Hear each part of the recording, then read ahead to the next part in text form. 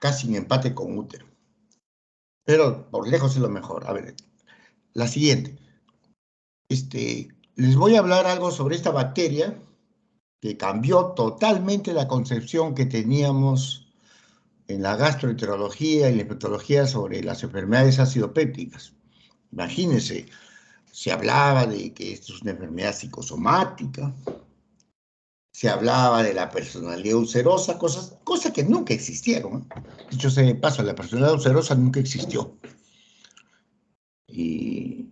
Y se vean muchas teorías, solamente que era el problema del ácido, que nacían con mayor carga ácida, la dieta, que cosas que irritan, que inflaman el estómago. Cuando el año 83, dos investigadores australianos reportan el hallazgo y el cultivo de esta bacteria y la asociación con gastritis y úlcera péptica, causó pues en el mundo entero de la gastroenterología una revolución.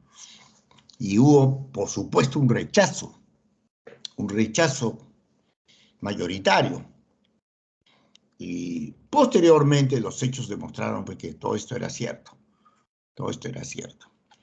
La gastritis es una enfermedad infecciosa, la úlcera péptica en su gran mayoría es una enfermedad infecciosa, y el cáncer gástrico, este fue el carcinógeno en el 93, ya no estos investigadores, sino posteriormente es la relación entre Helicobacter y cáncer de estómago.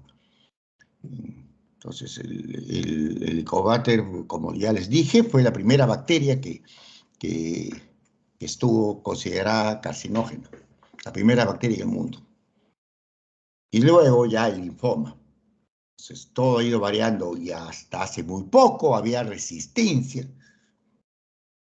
Ustedes ven el libro de infectología de Mandel, en su última edición de 2020, en el capítulo de Helicobacter, que lo hacen no muy extenso porque los infectólogos se han desvinculado de esta infección.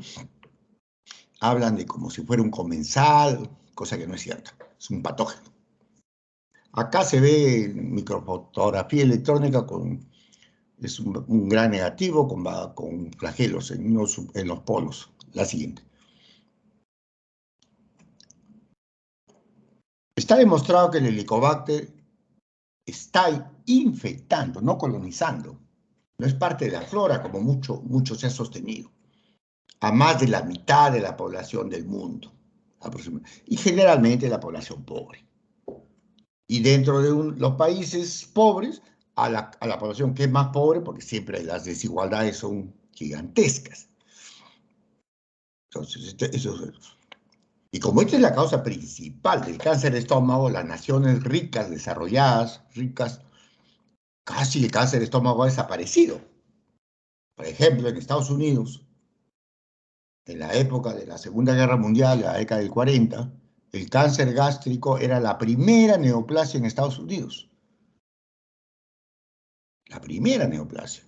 Actualmente, por el estándar de saneamiento, el nivel de vida, el tener comidas limpias, que es lo principal, desagües adecuados, en Estados Unidos el Helicobacter, perdón, el cáncer gástrico es el sexto o séptimo digestivo, no digamos total, digestivo. Es una neoplasia que no tiene mayor importancia para ellos. Cada vez hay menos. Solamente está circunscrita a grupos de inmigrantes de determinadas regiones, por ejemplo, latinoamericanos, asiáticos, etc. ¿Cuál es la historia natural? Se sabe que el Helicobacter ha estado en el estómago del humano desde la segunda salida del Homo sapiens y la llegada a Europa. Más o menos el Homo sapiens tiene alrededor de 100.000 años, más o menos 20, nuestra especie, el homínido, no, sino con D, el homínido Homo sapiens sapiens, desde su inicio parece que estuvo. Hay muchos investigadores que creen que no fue 100.000, sino hasta 200.000, la antigüedad de nuestra especie.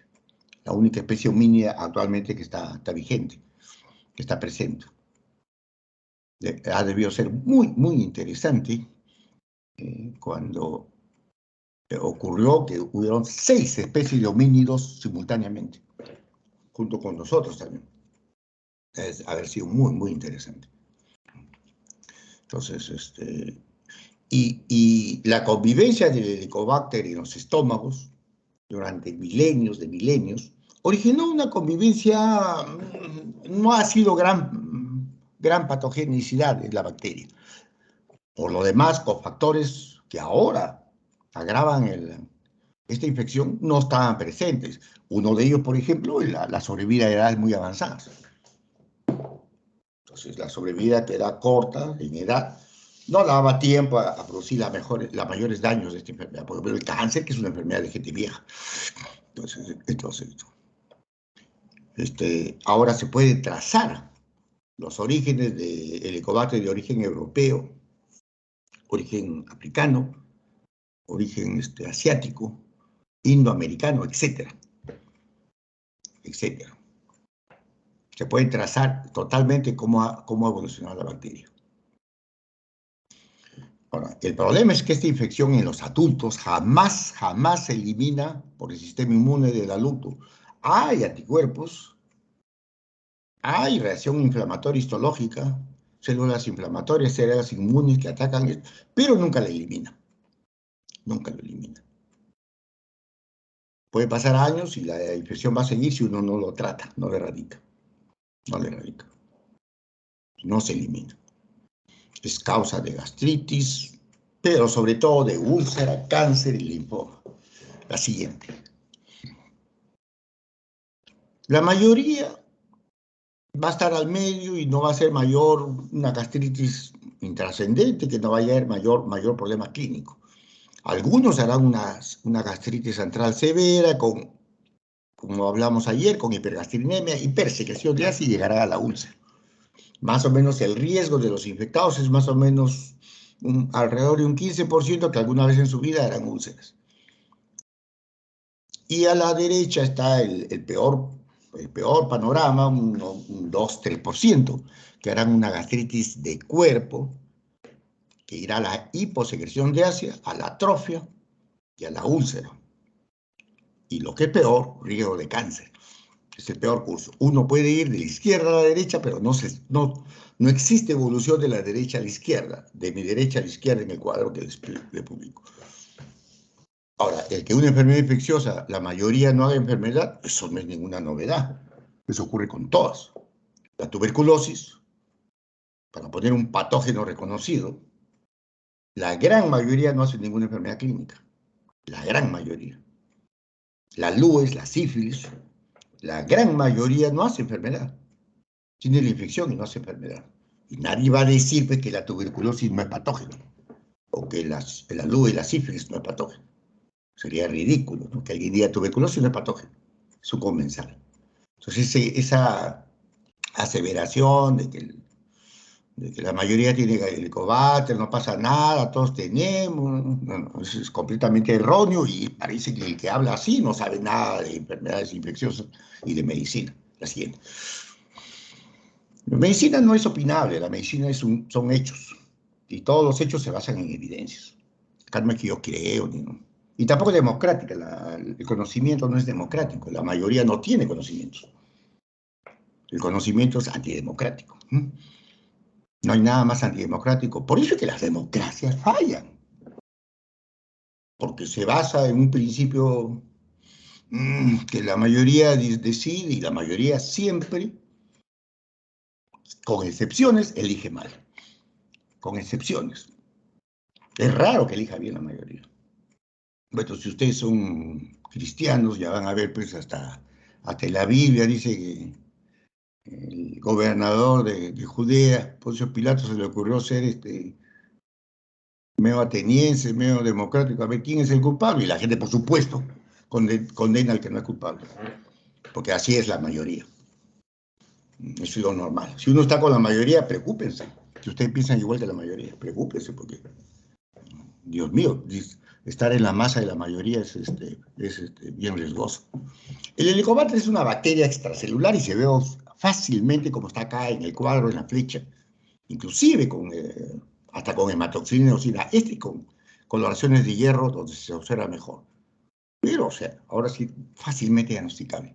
Uno se pregunta, ¿qué pasó desde la década de 60, donde el Japón avanzó sobre el cáncer gástrico, microscopía electrónica? ¿Y qué cosa pensaron que era el Helicobacter? ¿Mm? 30 años antes de, veintitantos años antes, millones de endoscopías y biopsias, por ejemplo, los japoneses, que hicieron los primeros avances de cáncer, y no vieron esto. Entonces, una gran verdad en medicina es que solo se ve, y en todo el mundo, lo que uno conoce. Si uno no conoce algo, nunca lo va a ver. Ahora todos los patólogos del mundo, hasta los más, hasta los menos entrenados y los menos, con equipos menos sofisticados, ven el Helicobacter.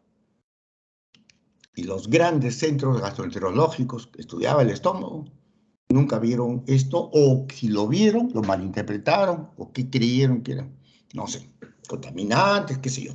La siguiente. El Helicobacter da, sobre todo en jóvenes, una mucosa nodular que se llama en piel de gallina, típica. Cuando uno ve esto, acerca mucho el diagnóstico, aunque por supuesto que no es seguro. ¿Qué son folículos linfoides? Por eso que la gastritis linfocítica que les mostré ayer es similar. La siguiente.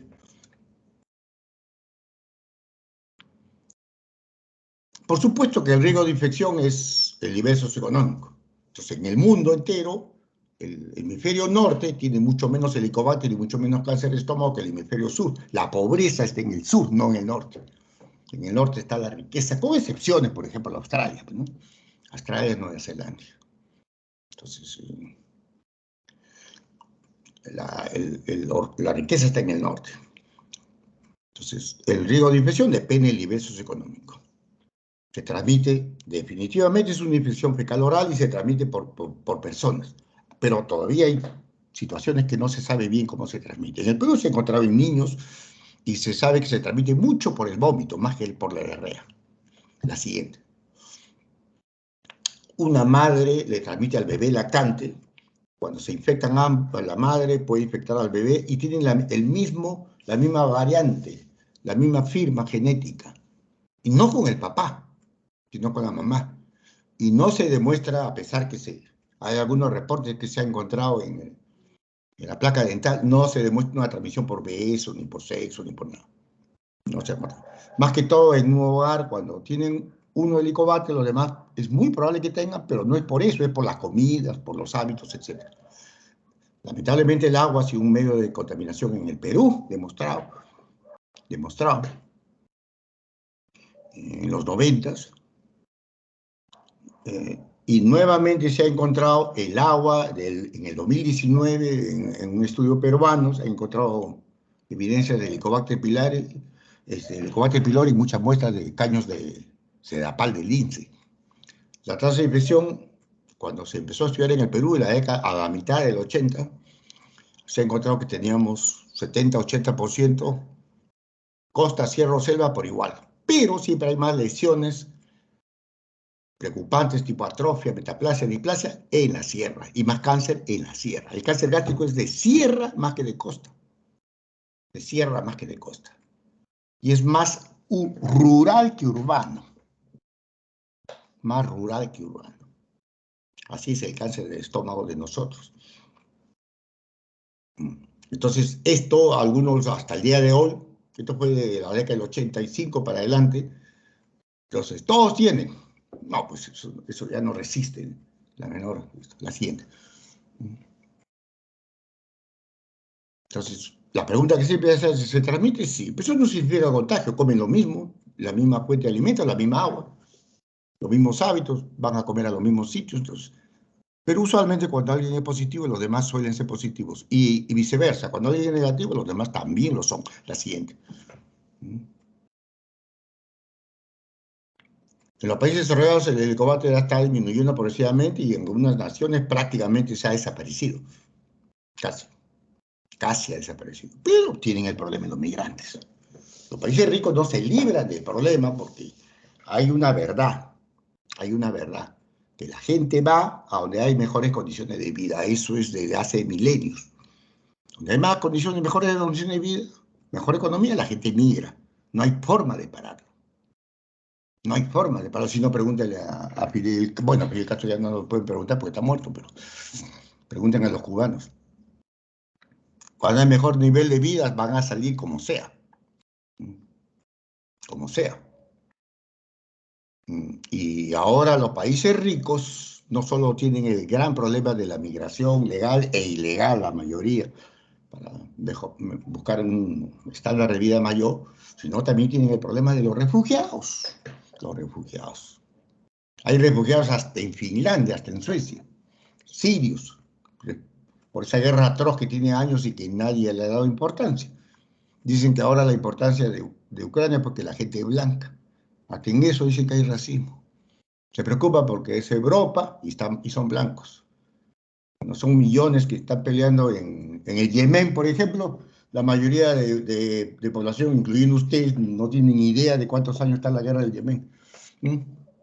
Pero claro, pues eso está en el Golfo Pérsico, en Asia, no importa. Pero como son ucranianos, europeos, ahí todo el mundo está informado. Igual que la guerra en Siria, que tiene ya muchísimos años y tiene millones de víctimas y refugiados. Entonces, los países ricos se ven inundados por no solo migrantes ilegales, sino refugiados. Entonces, las enfermedades infecciosas tienen que seguir preocupándoles por todos los migrantes y refugiados. ¿Qué pasaba en nuestro Perú? La tasa de infección a mediados de los 80 era 80 y tantos. Entonces, ahí se dijo, todos están contagiados.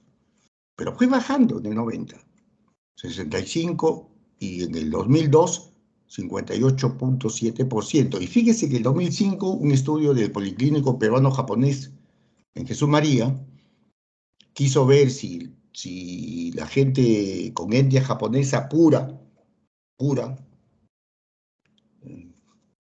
padres japoneses del paciente, sin ninguna mezcla étnica, había diferencia con los peruanos que también se atienden ahí, que no tengan etnia japonesa, y no es que la raza japonesa tenga más cáncer de estómago ni más helicobacter, era igual.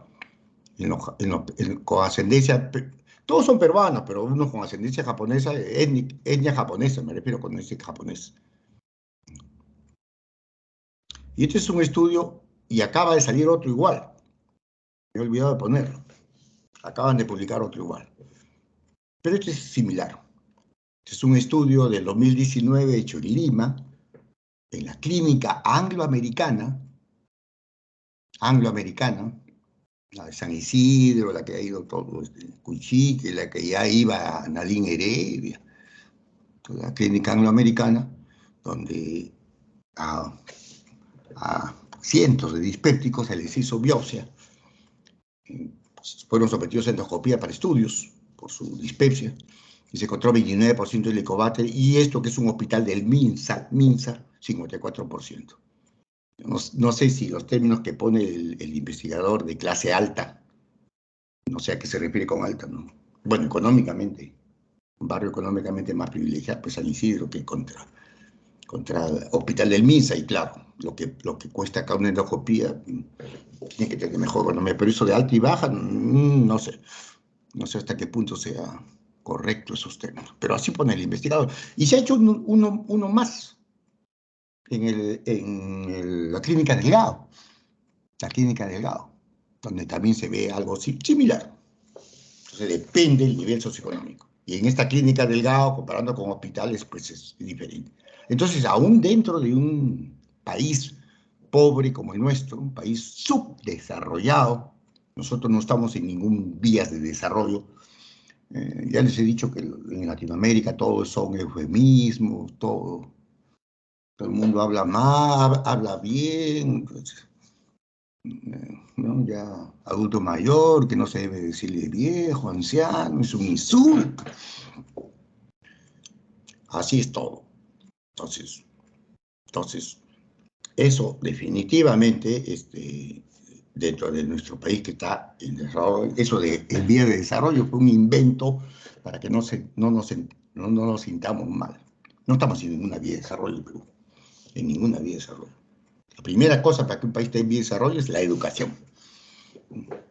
La segunda, la salud y los dos precarios. Si ustedes ven la historia de Corea, la historia de Corea del Norte, por ejemplo, de Corea del Sur, la historia de China, China tiene un nivel educativo pues, altísimo, de hace décadas, y Corea igual. Entonces, la economía va a venir, pero primero necesitan eso, cosas que nosotros estamos pues, lejos, lejos de hacer. Entonces, países como el nuestro, depende también la gente, hay mucha desigualdad. Entonces, no es cierto eso que todos tenemos, que no se cura, no, no, no, no. Un momentito, no todos tenemos. Y esto es un estudio de poblaciones selectas que se les busca porque tienen manifestaciones.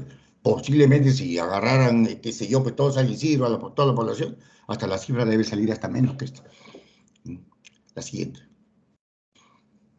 O sea que no es cierto eso que todos tenemos. Métodos diagnósticos invasivos, que es lo que los gastroenterólogos hacemos. El doctor Ricardo Ruiz Chávez, un excelente gastroenterólogo peruano, que falleció a los 60 y tantos de una diabetes bravísima. Y entonces, por alguna razón, no sé si es paradójica, pero la gente buena se muere más rápido. Don Ricardo era, aparte de buen médico, era una buena persona y bien honesto en su trabajo. Y por eso murió a los 60 y tantos. Por eso murió a los 60 y tantos. El resto, pues, ya llega a nonagenarios, no le pasa nada. Entonces, él decía que los gastroenterólogos, la única razón que no indican endoscopía es cuando el paciente no tiene boca, para burlarse del exceso de exámenes, ¿no?, que se hace. Bueno, endoscopía y biopsia, donde se puede hacer histología, test de urasa, no se hace cultivo y antibiograma, están pequeños avances intentando. Es increíble una infección que ya tenemos décadas y que ahora hay resistencia. No llegamos a tener lo que hay una infección urinaria, tiene un simple urocultivo. Y eso es porque los gastroenterólogos nos hemos encargado de esto y no los infectólogos. Claro, por el método de diagnóstico, que era básicamente al primer momento endoscopía. Entonces éramos los gastroenterólogos y los infectólogos se han lavado las manos y eso es para los gastroenterólogos. Nos hacemos faltas, usamos mal los antibióticos, porque los gastroenterólogos usamos pésimamente los antibióticos. Bueno, en general la clase médica usa mal los antibióticos, con excepción de los infectólogos, por supuesto, con la excepción de ellos. El nivel de uso de los antibióticos de los diversas especialidades es mundialmente pésimo. Mundial, no solo Perú, mundial. Ahora, los métodos no invasivos, que es lo que prefiere la gente para que no le hagan ningún procedimiento, etcétera. Tenemos la prueba del aliento, carbono 13, ya están haciendo carbono 13 o 14, tiene más del 90% de sensibilidad y especificidad. Eso mide la presencia en ese momento del examen del Helicobacter. Y para ver la presencia, eso sí, tiene que tener medio mes sin inhibidores de bomba de protones, ni bismuto ni sucralfato, y antibióticos mínimo 4 semanas, cualquier antibiótico. Entonces, eso dificulta. Antígenos fecales ya se están haciendo en el Perú y tienen una sensibilidad por encima de 90, es, por ejemplo, para pediatría es excelente, ¿no? Porque hacerle un método invasivo o muestras en sangre va a ser invasivo para un niño. Pero antígenos fecales es una prueba de esas. Pero también tiene que retirar todo esto igualito que lo anterior. No sé el costo. No sé el costo cómo está. Y los anticuerpos sirven, pero tienen un valor predictivo menor. El único anticuerpo hasta el 2022 estandarizado es el IgG. IgA, IgM no tienen ningún valor. No está estandarizado. Eso de que IgG, infección crónica, IgM, infección aguda, y eso es tontería. La medicina no se piensa, se lee. Claro, estoy diciendo algo que no es exacto, ¿no? Pero se lee, se estudia, se basa en evidencias. Hay que mira, sí, que los anticuerpos, los IgG son los crónicos, los IgM es agudos. Eso está bien para tu librito de inmunología, pero eso no se ha demostrado que no tiene ningún significado en el Helicobacter. Una vez un alumno de la universidad, cuando dije eso, me viene corriendo con un papelito donde está un petitorio de análisis de Loaiza, donde dice anticuerpos IgG, IgM, IgA, y a mí qué me interesa, porque Loaiza, ¿usted cree que me está poniendo pues, Loaiza como decir? Hay cada cosa que tiene. La siguiente. Bueno, ese es el test del aliento, le dan urea marcada. Siempre en el estómago puede haber un poquito de ureasa, pero cuando hay helicobacter hay un montón de ureasa. Entonces, la ureasa va a deshacer la urea que se ha tomado en CO2 y ya está marcada y se respira en un aparatito y tiene curvas estandarizadas. La siguiente. Examen sencillo. La siguiente.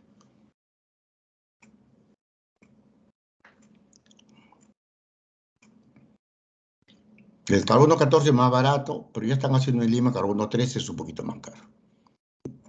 No hay tanta diferencia, pero carbono 14 por indicación, por ser un poquito radiactivo, o sea, es una sustancia reactiva, el carbono 13 no.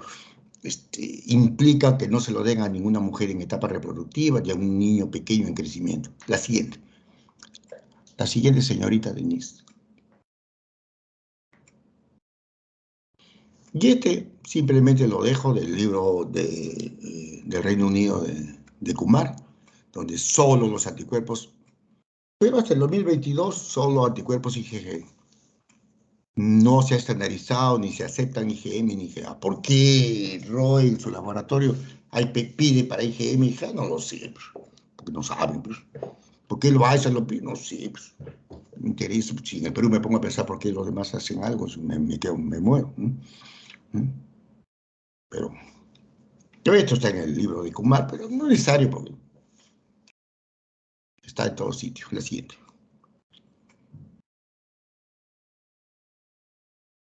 Este es uno de los expertos mundiales, el doctor Graham, de Texas.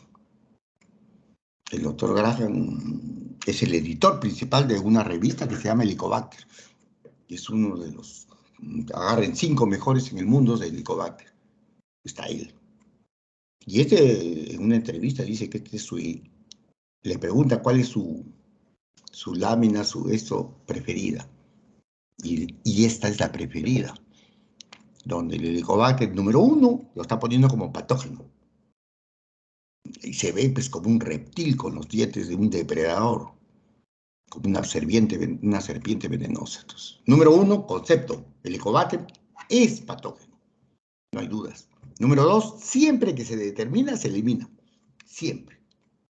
Y este es un slide que él tiene hace largos años.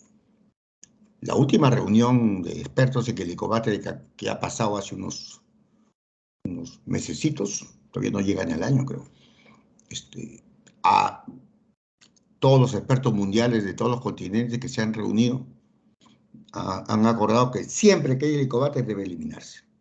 O sea, concuerdan con esta diapositiva de hace muchos años antes de Graham. O sea, Helicobacter diagnosticado, Helicobacter eliminado.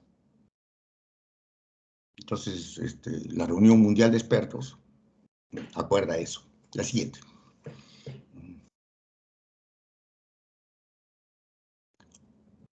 Y este es el consenso que se ha publicado, el último que le digo, en la revista inglesa GAT, en el número de septiembre de 2022. Siempre causa gastritis. Es un patógeno. Y la enfermedad, son el concepto de todos los expertos mundiales. Y la gastritis que causa es una enfermedad infecciosa. Y siempre hay que eliminarlo. Si la resistencia a la clindamicina es menor a 15, se usa el esquema clásico. Pero si es mayor, ya no se usa el esquema clásico. Y uno debe hacer un tratamiento empírico, pero conociendo la epidemiología y los patrones de resistencia de donde uno vive. La siguiente. Ese es el consenso de esto. Está gratis, ¿eh? O sea, la revista no es gratis, pero este consenso está libre. Se radica pero es demasiado. Demasiado. ¿No? Yo estoy dedicado a eso, pero no está leyendo tanto. ¿A quienes se les trata de úlcera renal, úlcera gástrica, a los que tienen linfomas de bajo grado de malignidad, que también por esto, a los que tienen atrofia, después que resecan un cáncer gástrico y aunque quede estómago con la infección se elimina, los parientes de enfermedad grave, dispersa y uso crónico de AINES. La siguiente.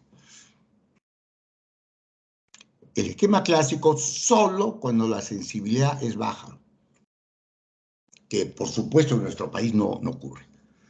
Es mejor 14 que 7 días, y el esquema clásico es inhibidores de bomba de protones, omeprazol o esomeprazol, dosis estándar 20 miligramos 2 veces al día por 14 días, amoxicilina 1 gramo al día, 2 veces al día por 14 días y claritromicina 500 miligramos 2 veces al día. La erradicación actualmente es pobrísima, menos que esto. Y como es una enfermedad infecciosa, uno tiene la meta, como en cualquier infección, de por lo menos curar más del 90%. No se acepte una enfermedad infecciosa pues, que la cura tiene 70%. No. Y siempre evaluar en 6 a 8 semanas si se curó, sobre todo cuando hay una lesión importante. Entonces, si las 6 más a 15, el régimen, otro régimen, la 7.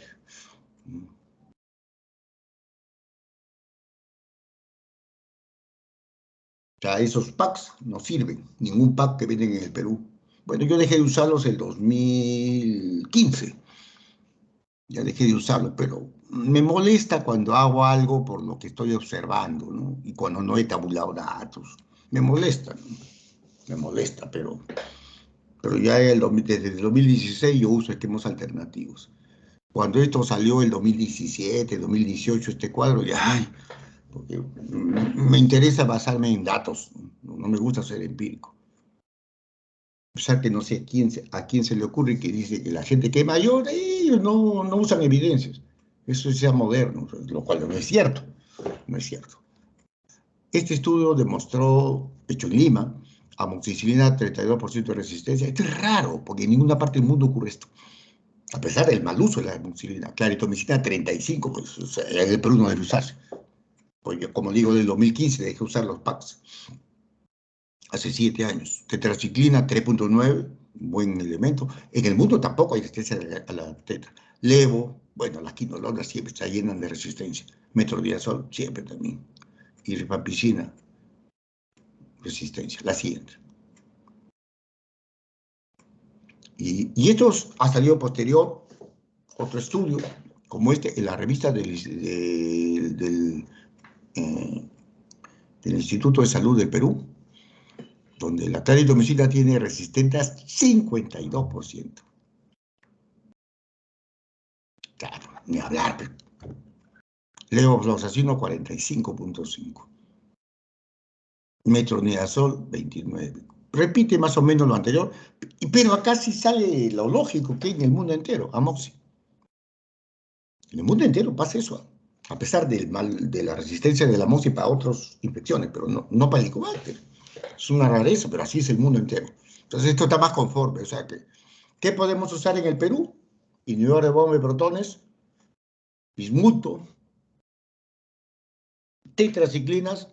Ahora, la idea es que nuevamente podría usarse amoxicilina y hay un medicamento que no se ha probado en estos estudios, pero es muy útil y en el Perú se ha probado, que es la furazolidona, que es barato. Entonces, con eso se forma un esquema. Ahora, la dosis que se usa en un inhibidor de bomba de protones es dosis alta. El Helicobacter, cuando hay ácido, no replica la bacteria, no se multiplica, entra en un estado de hibernación, de quiescencia, por lo cual los antimicrobianos no son muy eficaces. La bacteria no está en reproducción. Cuando el pH se hace casi neutro, la bacteria se empieza a multiplicar. Y los antimicrobianos van a actuar mejor en la bacteria que se reproduce. Entonces, la dosis no debe ser 20-20 de esomeprazol, por ejemplo, sino 40-40. Yo generalmente uso esomeprazol 40-40. Puedo usar bismuto, puedo usar tetraciclinas o puedo usar una cosa. Con eso hago mi esquema. Entonces no uso 20-20. Y es por eso probablemente que los japoneses donde ellos están comercializados más de 5 años, nuevas drogas para la acidez, como son los antagonistas de la bomba de protones potasio competitivos, que es una nueva familia de drogas para la acidez, potentísimos, que llevan la acidez, el pH casi a neutro, que actúan desde el primer día, a diferencia de los de bomba de protones. Ellos tienen ya comercializado el ¿cómo es? Vasopressan. Acá en Perú no hay. Estados Unidos creo que todavía no lo aprueba. Y ellos obtienen curaciones tremendas, mejores que un inhibitor de bomba.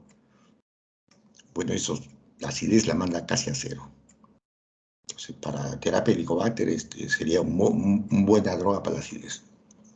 Los packs tienen 20 miligramos. ¿Por qué lo hacen así? Nada. A mí ya no me llama la atención nada, jóvenes. Nada. Nada me llama la atención. La siguiente. El de salud ha hecho unas guías que están publicadas en tercer número del 2021, donde pone los esquemas, y si ustedes lo leen, ese esquema, que está gratis la revista de la Sociedad de Gastroenterología del Perú, está gratis. Ustedes lo leen esa revisión, donde han actuado un montón de gastroenterólogos del seguro.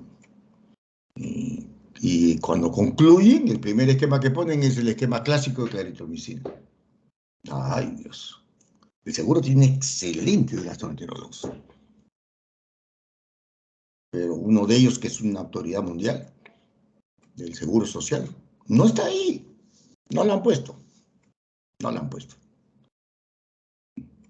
Doctor de primera. Trabaja en el seguro social y no lo han puesto. O sea, ese es el problema, pues. Ese es el problema de nosotros. Por eso yo siempre les he recomendado en medicina. La medicina cambia demasiado. La medicina se extiende demasiado. Nosotros lo que tenemos que enseñarles, no solo en los conocimientos de ahora, que van a cambiar poco a poco, sino darle algunas otras recomendaciones, porque el conocimiento va a ir cambiando. Una de las cosas que yo siempre les he recomendado de hace muchísimos años es que lean calidad de publicaciones. Calidad de publicaciones. Y saber la calidad ya no es difícil, porque todo en el mundo está estandarizado.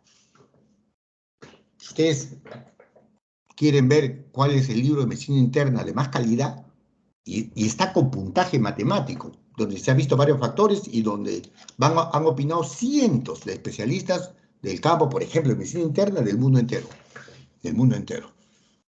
Gana en el primer lugar en el mundo Harrison. El libro de Harrison, que está colgado el 2022 gratis. Ya lo tengo descargado. Número 1. Está todo. Segundo, el Cecil Lepp y otros ahí pegados, ¿eh? Pero el primero está Harrison. Harrison está ganando hace como 30 años que no deje el primer lugar. Entonces, de repente no les gusta, pero bueno, pero ese es el ranking, pues. Ese es el ranking. Entonces, en gastroenterología, usted puede leer calidad de publicaciones. Calidad de publicaciones. Entonces, el tiempo es tan corto, que ustedes tienen que leer cosas de calidad. Porque la medicina va cambiando y tienen que leer cosas de calidad. Entonces, hay un ranking de calidades en gastroenterología y publicaciones. Hay calidades. Entonces, y hay gente, y bueno, ya yo conozco, porque estoy dedicado a esto, entonces ya conozco quiénes son autoridades en tal tema, en hígado, quiénes publican los mejores, ya los conozco, pues, como alguien que le encanta el fútbol, sabe dónde están los mejores jugadores. Yo que no me gusta el fútbol, no conozco eso, por ejemplo, pero hay gente que sabe las calidades. Entonces hay que leer calidad. O sea, yo no tengo nada contra la revista de la Sociedad de Gastro, de hecho yo he presentado cosas ahí, pero el problema es que acá las publicaciones en el Perú no filtran nada. Yo estuve en un congreso de medicina y me pusieron a mí encargado de revisar los trabajos que se iban a publicar. Pues ahora ya no voy a la sociedad, pero cuando iba, he sido de varias directivas. Y le digo pues al presidente, le digo, esto no va, pues es un adefesio, el trabajo que he presentado al hospital militar es un adefesio. Dice, no, pero mira, se han inscrito 5 porque como todos quieren presentación de currículo, entonces habían puesto un montón que habían dicho como 3 trabajitos cada uno para sacar papel de cosas presentadas. Si no nos inscribe, baja las inscripciones. Además que el jefe es mi pata, que se va a enojar, el coronel tal. Después, otro trabajo, le digo, este es una especie. No, pero mira, oye, entonces ¿para qué reviso? O sea, ¿para qué reviso si todo tiene que aceptarse en el Perú? No, que mi amigo, mi pata. No, ay, Dios. Ese es el problema peruano. El europeo, el asiático, si usted se equivoca, así sea su amigo, en su cara le dice usted se equivocó. ¿Mm? En su cara se lo dice. En su cara. Y no se pelea. Simplemente si usted está equivocado, se lo dice delante de cualquiera. ¿Mm? Acá no, y acá qué se va a decir. Eso, Dios mío, se resiente. Se resiente acá en el Perú. Me acuerdo, ahora que les hablé del doctor Ruiz. Doctor Ruiz es un fregado, pues. Paraba fastidiando siempre. Y presentó en el hospital militar un adefesio de trabajo que era una diarrea aguda producida por un parásito que es un comensal. No me acuerdo, es como decirle Centameba coli, que daba diarrea. Por supuesto, un adefesio, porque eso no es así. Y él estaba en el trabajo, aparte de los residentes del militar, le habían puesto su nombre. También del jefe. De repente le han puesto los nombres sin que él sepa, porque como es parte del servicio, le habían puesto. Entonces yo voy con un amigo y le digo, oye, tú párate, porque él había hecho posgrado en Estados Unidos, no sé, California, en Miami, había estado en varios sitios. Y tú le dices, doctor Ruiz, este trabajo que ha presentado usted parece que su estancia con los gringos se ha olvidado de los parásitos. Y este sonso, que es mi amigo, no se apareció, pues, Ricardo Ruiz. Obvio, pues, lo habrían puesto y se da cuenta que el trabajo era una especie. Pero por supuesto que se presentó en la revista. Porque así somos acá, no, ¿cómo vamos a decirle que no se vayan a enojar? Y sale él y se para y dice. Y Ricardo, que era lo que lo queríamos pasear, no estaba. Más tarde me lo encuentro y enojado conmigo, uy, me dice, ¿por qué me dice que lo presente? Venía para fastidiar a Ricardo, si Ricardo no ha ido a la reunión, ¿para qué habla? Pues? El coronel, que era el jefe, bien amable, el doctor, ya no me saluda, se había enojado. ¿Para qué me dijiste que iría? Pues, o sea, sonso, pero digo, si no viene al que lo queremos, entre comillas, así como él a veces nos toma el pelo, tomarle el pelo, ¿para qué habla? Pues ese es el problema en Perú. Entonces, mi recomendación, lean publicaciones, pues, buenas. Hace unos 4 años, me acuerdo, en una revista que era presencial en ese momento, los 12 o 13 que era, me presentaron de la revista colombiana de gastroenterología. No es mala la revista colombiana, pero por favor, ¿no? Y de broma, cuando terminaron, que yo les escucho todo lo que presenten, ¿no? Les escucho. Les digo, lo único que me ha faltado es Juanes y Shakira, nomás que me presenten. Claro, no es, pues, pero no está en la escala, pues, ni, ni, ni aparece en la escala de publicaciones de esto. No quiere decir que no esté mala. Yo también leo la revista de la gastroenterología del Perú para enterarme de los trabajos nacionales que son valiosos. Muchas cosas que yo le menciono en la clase les hablo de cifras nacionales. Pero lean calidad, por favor. La segunda cosa, lean en el idioma original del libro. Lean en el idioma original del libro. Las traducciones tienen demasiados errores. Es otra recomendación que les doy. Demasiados errores. Fíjense ustedes, un día, hace más de una década, una alumna, no sé qué le pregunto, enfermedad inflamatoria, y me dice un concepto que estaba equivocado. Le dije que no es así. Me dijo, no, doctor, tenga el Harrison. Tenga el Harrison, sí. A ver, tráigame el Harrison. Y me trajo el Harrison y ahí estaba. En una copia, por supuesto, porque nadie está comprando originales. Y ahí estaba el Harrison. Estaba en castellano, por supuesto. Yo tenía en esa época, me acuerdo, de esa misma edición, lo tenía en CD, mira, CD que ahora ni se usa. Lo tenía en CD. Y revisé la versión en castellano y la versión en inglés, y la versión en inglés no tenía el error. Y la versión en castellano, la alumna estaba en lo correcto. O sea, está en el Harrison, estaba en el Harrison de castellano. Entonces, ¿qué hice yo? me he metido a ver 2 capítulos de gastroenterología. Todo el manejo de asitis en el Harrison, en la edición inglés y castellano. Y tenía 2 errores gruesos. No errores de gramaticales ni de comas, errores de concepción. Decían cosas contrarias a lo que es. Entonces, mi segunda recomendación, si es posible, lean el idioma original. Aparte que está en la literatura mundial, lamentablemente, pero así es, el 70-80% de las publicaciones médicas están en inglés, el 70-80%. Y los que quieren que aparezca, hasta la revista cubana tiene su abstracto en inglés para poder aparecer. Hasta los rusos tienen abstracto en inglés. La revista china tiene sus resúmenes en inglés. Entonces, 70-80% de la literatura mundial médica está en inglés. Está en inglés.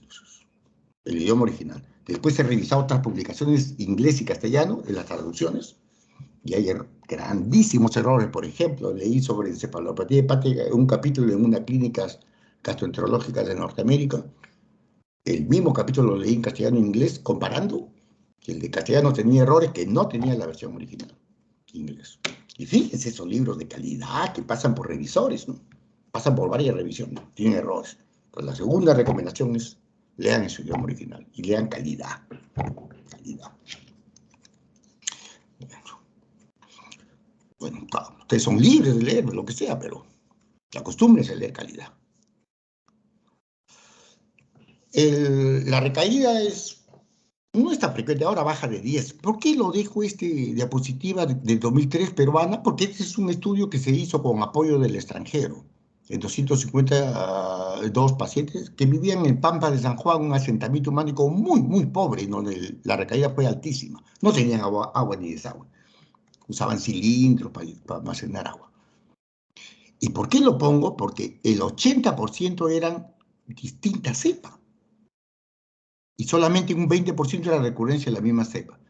Por eso lo pongo, porque este estudio pudo identificar la firma genética de cada bacteria, cosa que no se hace de rutina. Pues. Entonces, trabajo que puede... Entonces, quiere decir que el que no es que falló, sino que si el paciente sigue con sus hábitos, sigue sin acceso a agua, desagüe adecuado, es posible que se reinfecte. Actualmente la reinfección está por debajo de 10. La siguiente. ¿Qué otros factores para la falla del tratamiento? Fumar, duración corta, resistencia, dosis baja de inhibidores de protones. La siguiente. Eso es lo que quiero decir. Los inhibidores de bomba de protones pueden usar el que quieran. Pero sepan que la potencia no es igual. No es igual. La mayoría de gente y la mayoría de publicaciones, aún las de prestigio, ponen como si fuera igual. Y no es igual. Si uno pone la base, 20 miligramos de omeprazol, que es el omeprazol estándar, ¿a cuánto equivale? Porque estamos comparando con omeprazol. Omeprazol equivalente. Es a 20, pues, así mismo. ¿Cuánto equivale 20 de omeprazol? A 32 miligramos de omeprazol. Rabeprazol a 36, más potentes. Lansoprazol, el estándar es de 30. La que venden es de 30, 27. Y pantoprazol, la estándar es de 40. 9. Usted puede usar cualquiera, pero sepan que hay equivalente. Por alguna razón, esta tablita de potencias, muchísima gente no se ha publicitado tanto. A pesar que esto está reportado en sitios de mucho prestigio. La siguiente. Usen lo que quieran. Yo uso eso, me pasó el 40-40. Si quieren, usan otra cosa. Cáncer gástrico, neoplasia gástrica. El estómago da neoplasia benigna, que son los pólipos que siempre se sacan, se biopsian, se ve la etiología, y si no, se sacan por completo.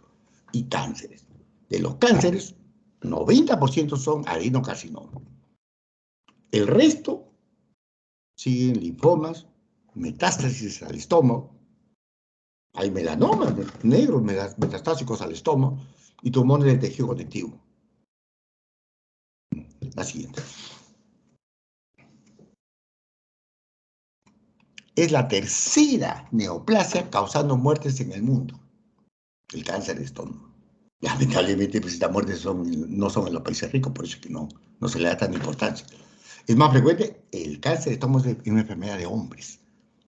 Es frecuente en el Asia, Por eso Japón fue pionero en los estudios en la década, desde la década del 60. Todo el Asia, China, Corea, etcétera. Países, y en Europa hay menos, pero los países de Europa del Este, de todo lo que pertenecía a la Unión Soviética, que, el año, usted sabe que la caída del muro de Berlín es 89, el 91, Gorbachev disolvió la Unión Soviética, que pasó a ser 15 países diferentes, 15 países diferentes. Y en Latinoamérica es muy frecuente, sobre todo en Costa Rica y Sudamérica. Japón la incidencia era, pero se ha reducido, y en Estados Unidos es bajísima. En Estados Unidos no hay cáncer de estómago, prácticamente los americanos. Claro, los migrantes es otro cuento, y los refugiados también otro cuento. Así. Entonces, el que está moradito, intenso, es el que tiene un montón. Y en esos países debería hacerse despistaje. Por ejemplo, en Chile, ahí vienen toda la costa del Perú, Colombia, Costa Rica, y debía ser. Países como Europa, Norteamérica, no tienen por qué hacer eso. Paradojas, que hay zonas de África que no se reporta mucho cáncer a pesar de la pobreza y la cantidad de helicobacter. Y en la India igual. Hay helicobacter y hay pobreza, pero no hay. Miren el resto de Europa, toda Europa que hay. Y por supuesto Australia, que está al sur, como les digo, pero que es la excepción, pues Australia y esto que es Nueva Zelanda. La siguiente. Miren las cifras, la incidencia y la mortalidad en Corea, Mongolia, todos los países asiáticos, Asia, China, etcétera, etcétera. Chile, fíjense, Sudamérica. Y eso que ellos ya se consideran desarrollados, dicen. Bielorrusia, etcétera, etcétera. Vietnam, etcétera. Perú tiene un montón. O sea, estos países deberían hacer programas de depistaje. No el mundo entero. Si ustedes le preguntan en un examen del MIR que hay que establecer una política de depistaje, no, no. O le preguntan en los steps de Estados Unidos, tampoco. Pues si le preguntan en Perú, la respuesta es sí, pues. Países de alta endemia, donde ustedes ven en el mapa básicamente los que están bien oscuritos. La siguiente. Y vean que es una neoplasia mayor frecuente en hombres que en mujeres. En todos, miren, lo que hay mucho, Costa Rica, Japón, Chile, etcétera. Como en los que hay pocos, siempre hay más en hombres. En lo que hay también medios, hay más en hombres que mujeres. Es una neoplasia más de mujeres. El sexo femenino, el género femenino, es un factor de protección. Parece que las hormonas femeninas, y hay varios estudios al respecto, tienen un factor de protección en este cáncer. Bueno, bien para las damas. Así es más de hombres. Y este es un estudio antiguo del Instituto Max Heller del INEM, donde se ve que el estómago es la neoplasia que más mata. Este no es frecuencia del cáncer en incidencia, este es mortalidad. Y después, bueno, sigue pulmón. Pulmón hay mucho menos, pero pulmón mata muchísimo más que cualquier neoplasia. Y después próstata. Pero en mujeres, mama es la número 1. Y ahora se ha disparado, mama, lejos es la número 1. Y mama, estómago y útero están en empate. Pero es estómago. Pero si uno quita la neoplasia de géneros, porque la mujer no tiene próstata, claro, hay neoplasia de mama en hombre, pero es raro. En general, en los dos sexos es estómago la número 1. La siguiente.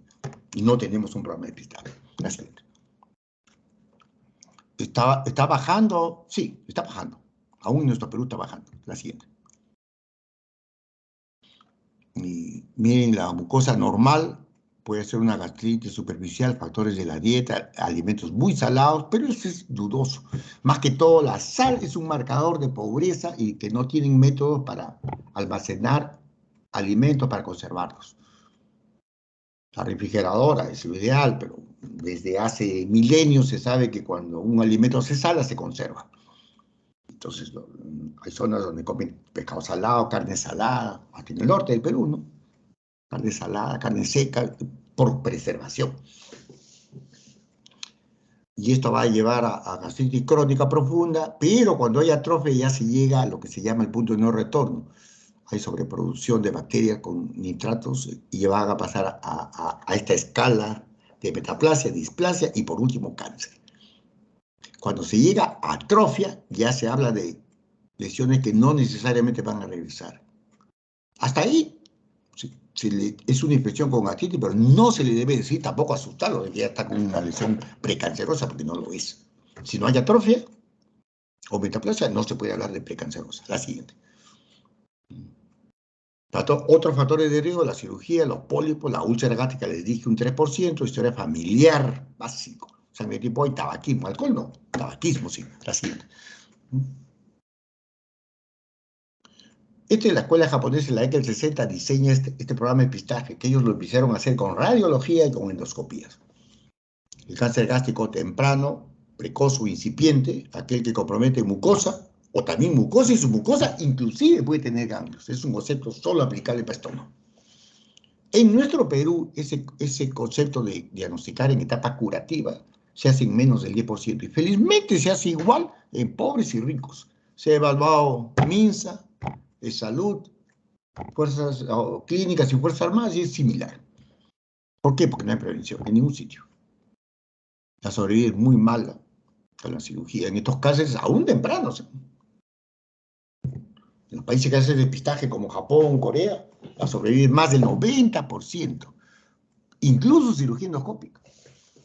Y el avanzado es el que agarra la muscular o más allá. Acá es la mayoría. La sobrevida es pobrísima.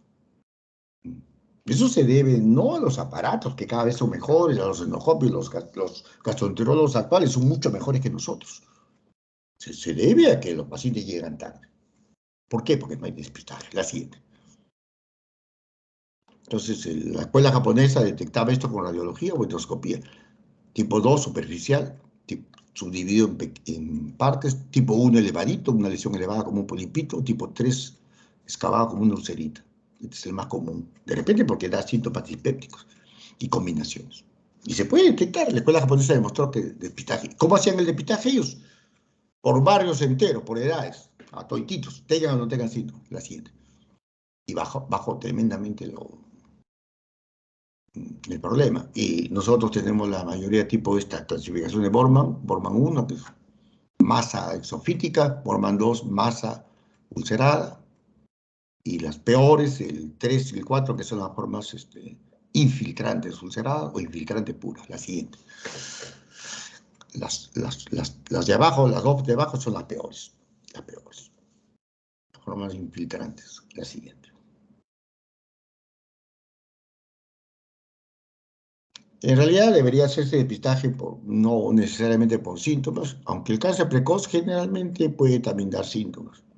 Pero el problema es que los síntomas ceden hasta con un antiácido. Entonces, no es confiable ese síntoma. Tanta gente le duele el estómago que se lo va a hacer. Es como si ustedes quisieran hacer por dolor de cabeza depistaje de que atribuir un cáncer. No, pues, no. Un síntoma tan inespecífico que no da ningún valor. Los síntomas ambulantes que vienen en el Perú porque no hay depistaje son baja de peso, dolor de anorexia, vómito, melena, disfagia, todas esas cosas. La siguiente. Lo ideal es así, detectarlo en etapa curativa y se cura con endoscopía. La siguiente. Acá vemos anemia, sangrado, endoscopía es el mejor procedimiento y hay que hacer la mayor cantidad de biopsias. La radiología es menos eficaz, por supuesto. La siguiente. ¿Por qué hay retardo? Primero, porque no tenemos depistaje. La segunda es que si hemos tenido una dispesia y nos fue bien con un antiácido ranitidina, todos, y yo me incluyo, repetimos lo mismo que nos fue bien, pues. Porque no siempre hay síntomas de alarma al inicio, no siempre. Y porque los inhibidores de bomba, por ejemplo, el omeprazol, enmascaran los síntomas. Disminuyen el tamaño de las úlceras malignas, inclusive, pero no curan el cáncer, lo que hacen es epitelizar con tejido de granulación. Y enmascaran la biopsia. Cuando hay una lesión sospechosa y resulta después ser un cáncer, las biopsias que se toman endoscópicamente fallan en menos del 5%. Pero si esa persona ha estado antes de tomar las biopsias, con omeprazol o cualquiera de esas cosas, dándole eso, las fallas pueden llegar a 20, 25 o más. Se enmascara a la patología y no debieran darse. Y este conocimiento, por alguna razón, tampoco ha pegado entre los médicos. Ustedes van a ver que la mayoría de los médicos, gastroenterólogos, endoscopistas, hacen endoscopías y no le quitan los inhibidores. Bueno, pero ganándole omeprazol, lansoprazol y ahí pasa para biopsia. La siguiente. La clasificación histológica es antiquísima, la de Laurie. El tipo intestinal, que es el mayoritario de países donde hay mucho cáncer de estómago, como el Perú, que es el más frecuente.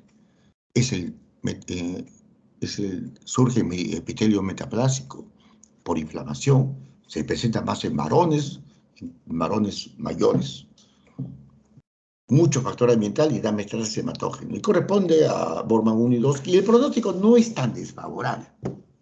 No es que sea bueno, pero no es tan desfavorable como el otro, la siguiente. La siguiente clasificación es el difuso indiferenciado, es el que surge de nuevo, es el más común en países donde hay menos cáncer de estómago. Afecta a gente más joven y afecta por igual a hombres y mujeres, gente de 30, 35 para adelante, 40, 50, muy agresivo. El pronóstico es pésimo. Y la metástasis peritoneal, si alguien tiene cáncer de estómago y ascitis maligna, mándelo a su casa, no lo metan a cosas. Corresponde generalmente a Bormann 3 y 4. La siguiente. El indiferenciado, células de anillo en sello, y el diferenciado que parece glándulas, la siguiente.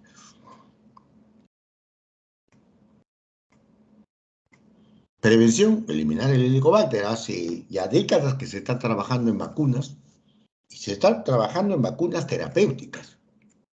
O sea, que la vacuna elimine a la gente que tiene helicobacter crónicamente. Pero hasta el día de hoy no hay, pues, no es tan fácil. Encima tiene que ser una vacuna barata, encima tiene que ser una vacuna fácil de transportar, de administrar, mejor si por vía oral, porque la gente que tiene esto es gente pobre. No puede ser una vacuna muy cara ni sofisticada. Entonces, no, hasta ahora no se logra. Entonces, Japón, ¿qué optó por programas de depistaje? Igual lo ha seguido Chile, lo ha seguido Corea, etc. ¿Qué cosa dice la Sociedad de Gastroenterología del Perú? Que todo dispéptico de más de 40 años, antes de darle tratamiento, si ocurre en un gastroenterólogo, indicarle una endoscopia. Si es menor, se le da tratamiento empírico. Y solo si persiste, si hay otros datos, lo que los anglosajones llaman red flags, que es señales de alarma, sería la mejor traducción en castellano, ya se hace endoscopia. La siguiente. La escuela china, estos son los de Taiwán, que bueno, es China, pero que si me escucha un chino me va a decir que solo hay una China. La escuela de Taiwán ha optado por una política de ir al helicobacter, erradicar el helicobacter. Si no hay vacuna, tratarlo en masa, si no hay vacuna. Si no hay vacuna. Hasta ahora, décadas que no hay vacuna. Entonces, evaluar el helicobacter y el que tiene, eliminarlo. Y a eso le llama prevención primaria, la siguiente. O sea, no matar cada hormiga, sino ir al hormiguero. Y lo que está haciendo Corea, Japón, Chile, es la prevención secundaria. Prevención secundaria. La siguiente. Bueno, esto demuestra que yo hablaba de que no hay atrofia, metaplasia, es un punto de no retorno, pero fíjense ustedes que este estudio antiguo, de más o menos 500 pacientes con helicobacter y cáncer gástrico temprano, la mitad le sacan el cáncer por endoscopio y eliminan el helicobacter y la otra mitad se lo dejan. Y el que se lo dejan, hay recurrencias mayores de cáncer en otros sitios del estómago que los que no se dejan. Claro, también a los que radican algunos hacen recurrencia, pero menos que los otros. Esto lo ha repetido Japón hace un par de años, Corea. No sé, me parece poco ético. Bonito estudio y gigantesco, pero hay gente con el combate que se lo han dejado. Entonces han confirmado esto. La siguiente. Y si uno eliminara el helicobacter, va a eliminar el 80%. No va a ser 100%, pero sí el 80% de los cánceres. Y eso debería hacerse solo en los países de alta endemia, como Perú, Chile, etcétera, etcétera. El Asia, etcétera, etcétera. La siguiente. Y los taiwaneses han ido a zonas de Taiwán donde hay mucho cáncer de estómago. Y fíjese, han dado tratamientos masivos Tratamientos masivos. Dos cosas curiosas. Número uno, no se ha producido resistencia antibacteriana muy alta. Y número dos, ha bajado tremendamente la tasa de infección y de reinfecciones, y no mucha resistencia. La siguiente. Pero no solo eso, sino que el cáncer ha bajado. El cáncer se ha reducido. Esta es la progresión hasta el 2025. La siguiente. Y no solo el cáncer, sino la mortalidad. Reducción de la mortalidad del cáncer ha bajado. Entonces, la otra alternativa, hasta que no hay vacuna, es prevención, profilaxis primaria. No solo secundaria, como hace Japón, sino primaria. Zonas de alta anemia, por ejemplo, en el Perú se ha estudiado Ancash.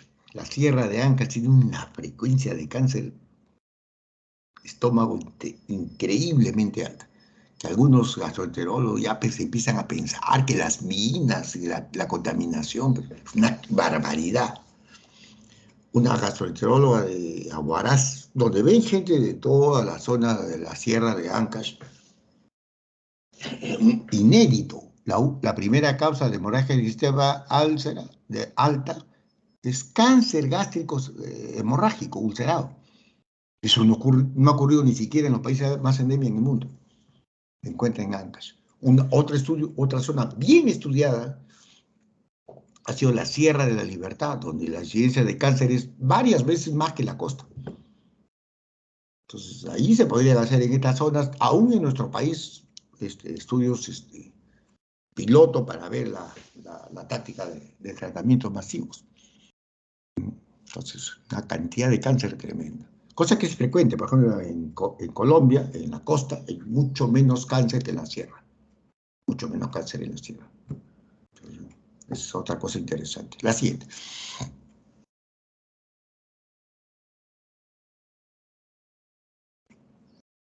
Entonces, o tratamiento, generalmente nosotros hacemos cirugía, la mayor parte paliativa. Siempre antes de hacer cirugía, un estadiaje con alguna imagen bien hecha, tomografía, resonancia, etc. O un ultrasonido endoscópico, o alguno de los dos. ¿Por qué? Porque ustedes saben y están viendo la lesión, pero no saben qué tanto está extendido. Entonces, y la mayor parte de veces que se hace cirugía paliativa en el Perú. En algunos centros, sobre todo neoplásicas, obviamente tiene la mayor experiencia, y después algunos otros hospitales de alta complejidad hacen esas resecciones endoscópicas. Personalmente yo nunca he sometido a un paciente mío de cáncer avanzado a quimio ni radioterapia, pero los resultados son pobrísimos. Y si yo tuviera un cáncer de estómago, por supuesto que no me someto a eso. La siguiente.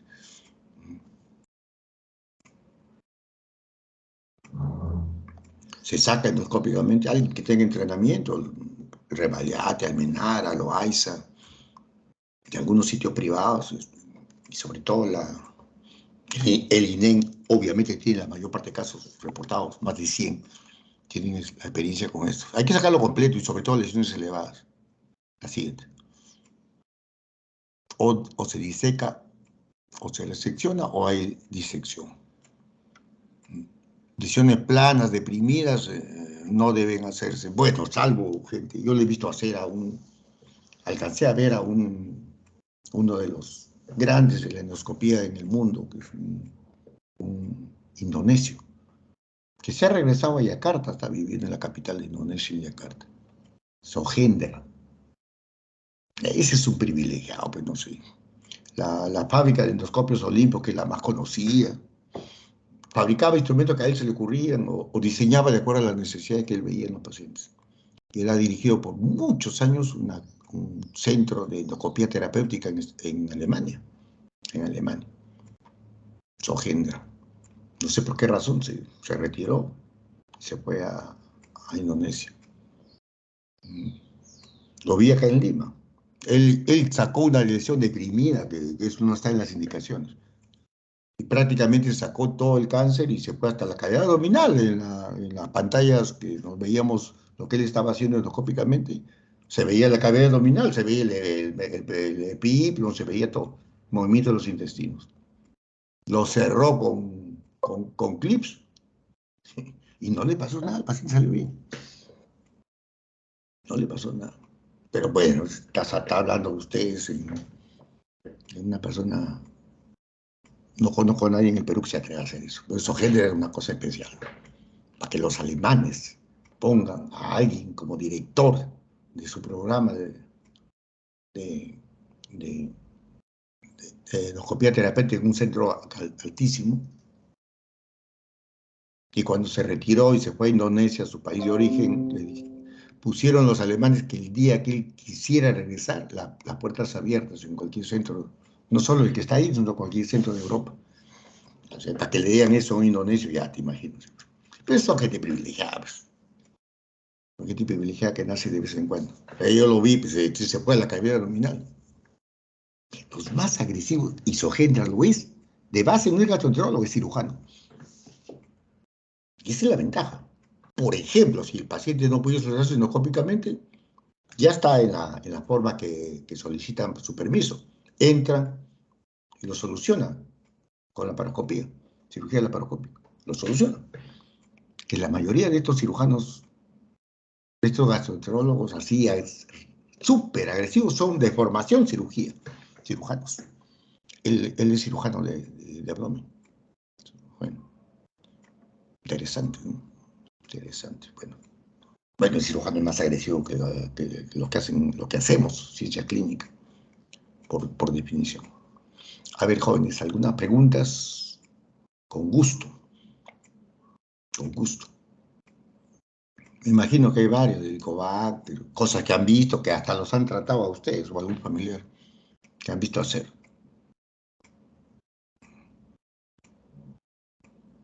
Nada, increíble, no hay pregunta. O no están ya presentes más que sus figuritas, o no tienen preguntas, no creo.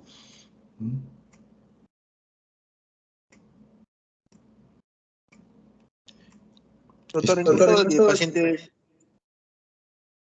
¿se escucha? En caso de que el paciente sea Sí. alérgico a la penicilina, ¿cuál sería la alternativa en este caso de tratamiento? Yo le voy a decir qué hago yo con un paciente con la bacteria. Yo tengo un paciente que necesito tratar el Helicobacter. En primer lugar, yo le doy solo terapia con inhibidor de bomba de protones solo. Por ejemplo, uso esomeprazol, que es lo que yo suelo usar más. ¿Por qué no uso omeprazol? ¿Puedo usar omeprazol? Sí, porque el omeprazol ya se lo dieron hasta el boticario, entonces no quiero usar eso, solo por esa razón. No porque el otro sea más potente. Y además que los dos tienen un precio similar. Entonces, eso, otro no uso porque hay unos que son muy caros. Entonces, uso esomeprazol. Primero, le doy esomeprazol. Tres razones. Número uno, le mejoro su dispepsia para que me tolere la segunda parte del tratamiento donde voy a incluir los antimicrobianos, los antibióticos, etc. Primera razón. Número dos, porque está demostrado que los inhibidores de bomba de protones reducen la cantidad de bacterias del Helicobacter en este caso. O sea, disminuyen la carga bacteriana. Por eso es que no se usa cuando se va a hacer las pruebas que miden la cantidad de bacterias. Por eso que no se usa. Por eso que no se usa para la prueba del aliento ni para el test en heces, porque sale negativo, falso negativo. O sea, disminuye tremendamente la cantidad. Y si bien eso es teórico, no, que disminuye no es teórico. Pero cuando la carga bacteriana es menor en una infección bacteriana, el tratamiento va a ser más eficaz que cuando hay más bacterias. Por ejemplo, en la tuberculosis. Está demostrado que la peor manera de tratar, lo más difícil es una caverna con una alta carga bacteriana. A veces 10 a las 12, 10 a las 13 bacterias. Difícil. ¿Por qué es fácil tratar una peritonitis tuberculosa o un derrame pleural? Porque hay pocas bacterias. ¿Y por qué si ustedes se contagian con un paciente altamente, un contacto que hagan ustedes, digamos, el especialista les hace un PPE y sale pues 15 milímetros, así ya medio escandaloso, positivo, le va a decir que tienen ustedes que hacer quimioprofilaxis o con isoniazida sola, o a veces ya se usan dos cosas por un mes. ¿Por qué usan dos? ¿Por qué no usan cuatro? Porque tiene pocas bacterias. La resistencia se va a presentar por la cantidad de bacterias. Por la cantidad de bacterias. Entonces, número uno, bajo, lo mejoro para que después no me llame a decir, usted me ha dado los antibióticos, ahora estoy peor. No. Primero lo mejoro lo más posible. O sea, les doy, por ejemplo, si la caja de Someprazol trae 14 o si compra sueldo 10, 5 días de Someprazol para mejorarlo. O 10 días para mejorarlo. Número 2, bajo la cantidad de bacterias. Y número 3, logro que alcance su nivel, porque ya les dije que los inhibidores de bomba de protones demoran 4 días en promedio para alcanzar su nivel. Y es por eso que mucha gente se explica que 14 sea mejor que 7 días. No porque se requiera tanto, sino porque el someprazol todavía no actúa en los primeros segundos días. Entonces, esos 3 razones. Segundo, ¿qué uso? Mantengo el inhibidor de bomba y le agrego bismuto. No existe la resistencia al bismuto. No existe. Y le agrego o tetraciclinas y le puedo agregar. Si es un retratamiento y me ha fallado más de una vez o 2 veces, porque hay pacientes que llegan que han fallado 2 veces, le puedo hacer furazolidona, furoxona. Y la furoxona que hasta los niños con diarrea toman. Entonces, eso es lo que hago yo. ¿Puedo usar amoxicilina? Sí, pero si es alérgico, no, pues. Tengo el someprazol, primer esquema. Número 2, bismuto, tengo 2 cosas. Tercero, puedo usar tetras.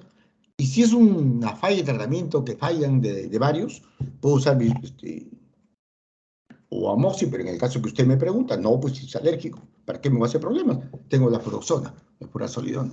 Medicamento barato, fácil de dar, por vía oral y fácil. Eso es lo que yo hago. Eso es lo que yo hago en base a las cosas que existen. Todo tiene un raciocinio. ¿Por qué se usa? No sé, a mí me he acostumbrado a usar, no porque yo digo que así me va bien, porque tiene que haber una base académica por qué se usa algo así. Claro, ustedes alguna vez se han preguntado por qué cuando hacen quimioprofilaxis tuvieron un contacto y han hecho un PPD positivo ustedes. ¿Por qué no le dan tratamiento cuádruple, como a la T, para la resistencia? Porque no hay bacterias, hay poquito, la carga bacteriana es ínfima. Cuando no hay enfermedad, y por eso se usan 1 o 2 cosas, y no 4. Entonces acá, claro, es teórico. Si ustedes me preguntan dónde está demostrado que el helicobacter, cuando le doy un montón de inhibidor de bombo y bajo, de que la bajo, la bacteria la bajo, por eso salen negativas en las pruebas. Por eso que las pruebas hay que quitarlas. De que se baja la cantidad, se baja. Pero ¿quién me ha demostrado que eso va a mejorar la respuesta? Esa parte sí no la tengo, pues, eso sería empírico, pero empirismo basado en datos, pero también lo mejora al paciente. Porque hay pacientes que ustedes habrán conocido, que le dan, a mí me ha pasado, ¿no? Que le dan, oh, estoy peor por los antibióticos, porque algunos pues producen dispepsia, las tetras sobre todo, que yo a veces uso, producen dispepsia. Entonces, eso es lo que yo hago, jóvenes, lo que yo hago. Pero todo tiene las razones. Ustedes, con todo lo que les he expuesto, se dan cuenta que es la lógica que he seguido para Suárez, ¿no? Y basándome en los datos de resistencia que hay en el Perú. ¿Deberíamos hacer sensibilidad para casos que han fracasado 1 o 2 veces? Por supuesto. ¿Por qué no lo hacemos? Porque estamos atrasados, ya les dije, los gastroenterólogos hemos estado encargándonos de esto. Si los infectólogos estuvieran acá, ya tendrían cultivos, pruebas moleculares para saber si hay resistencia de forma rápida, usando la biología molecular, agarrándolas. En la bio se puede saber si hay resistencia o no, seguramente. Y lo que pasa es que nosotros no. Estamos un poco atrasados por esa razón. Y el helicobacter está puesta en el segundo grupo de infecciones problemáticas por la OMS, que necesita una solución. Hay 3 grupos y el helicobacter está en el segundo grupo de la Organización Mundial de la Salud. Así es. ¿Alguna otra cosa? ¿Alguna pregunta? Señorita Denise, programa para mañana, por favor. Y yo también le envío porque si no, más fácil cuando usted lo presenta. ¿Ya? Programa para mañana hepatitis viral y cáncer de estómago, que es 10 minutos. Lo hacemos los 2 y ya dejo para pasar mañana lo de que es cirrosis. Gracias jovencitos por su paciencia.